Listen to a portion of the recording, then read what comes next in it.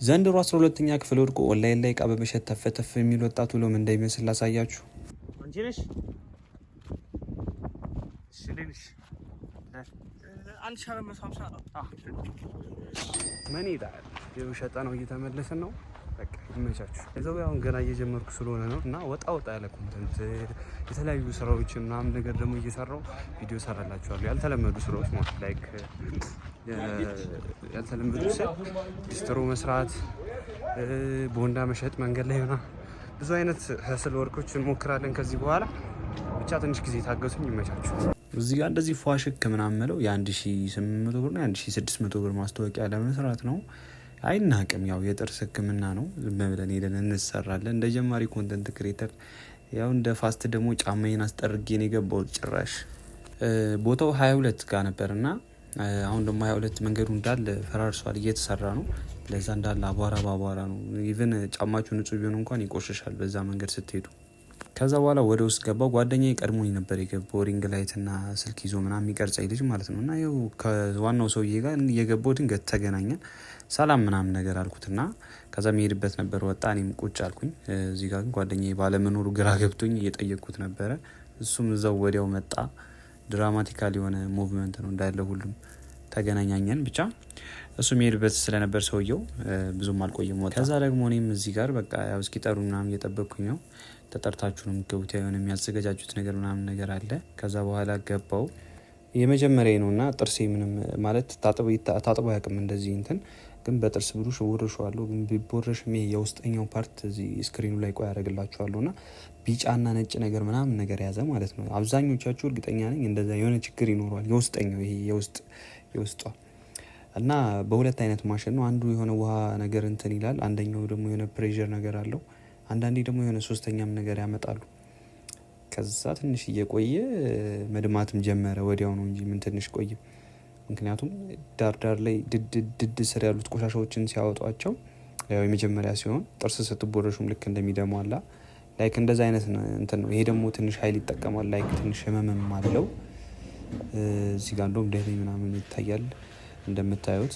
ከዛ በቃ ይሄ ነበረ ሰርቪሱ ባጭሩ። የኤክስሬም አለ። ለዛ ነው 1600 አልኳችሁ እንጂ ጥበቱ 1800 አካባቢ ነው አንድ ላይ ማለት ነው። እና ሙሌት ምናምን ነገር ተስማምተን ነበረ። ብዙም እንትን አላለውም መሰለኝ ሰውየው። ብቻ እኔ ዋና የፈለግኩት እንደውም እሱን ነበረ፣ ጥርሴ እንዲሞላ ነበረ። ጣፋጭ ነገር ምናምን ስበላ ትንሽ እንትን እያለኝ ስለነበረ ማለት ነው። ብቻ የሆነ ሆኖ እንደዚህ ፏፏ ምናምን ነገር አደራርገው አጠቡኝና ጨረሱ። እና ይሄ ካሜራማኑን ማመስገን ደግሞ ረሳው። ሀሙዲ ይባላል። በጣም ጎበዝ ልጅ ነው።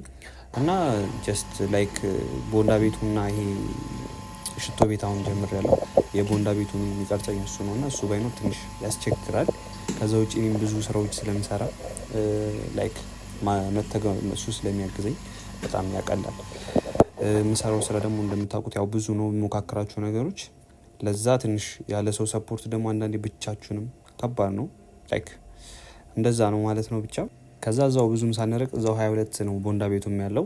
ቪዲዮ መስራት ነበረብን። ላይክ በሳምንት 4 ቪዲዮ ነገር ነው የምንሰራላቸው። ወጥተን ላይክ እንደ ድራማ ነገር ነው የሰራ ነው እና ቆንጆ ነበረ። ከዛ በኋላ ወደ ሽቶ ቤቱ ሄጄ እዛ ትንሽ አወራንና ወደ ቤት ነው የሄድኩት። ገብቻለሁ አሁን። ላይክ ትንሽ ግን ራስ ምታቱ ኃይለኛ ነው። እዚህ ከፍሎ ነው የሚያመኝ። እዚህ ጋር ነው የሚያመውና ትንሽ አዛ ነው።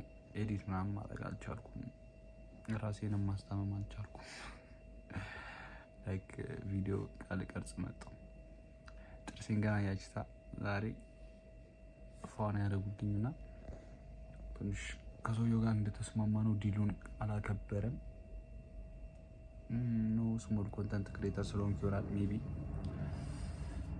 እና እንደዚህ ስትረግል እያደረግን ነው ፕሮሞሽን ላይክ ሙሉን አይደለም። ከዚህ ሌላ ላይክ አሁን ጥርስ እጥበት ሆና አሁን ያጠቡት እንደዚህ አልነበረም። ውስጡ በተለይ ጽድት ያለው ግን የተስማማ ነው። በሙሌትም ጭምር ነበር።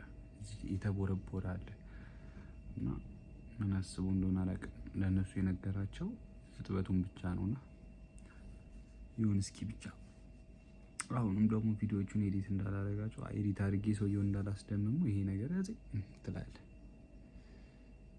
እና በቃ የዛሬ ጆርኒ ይሄን ይመስላል።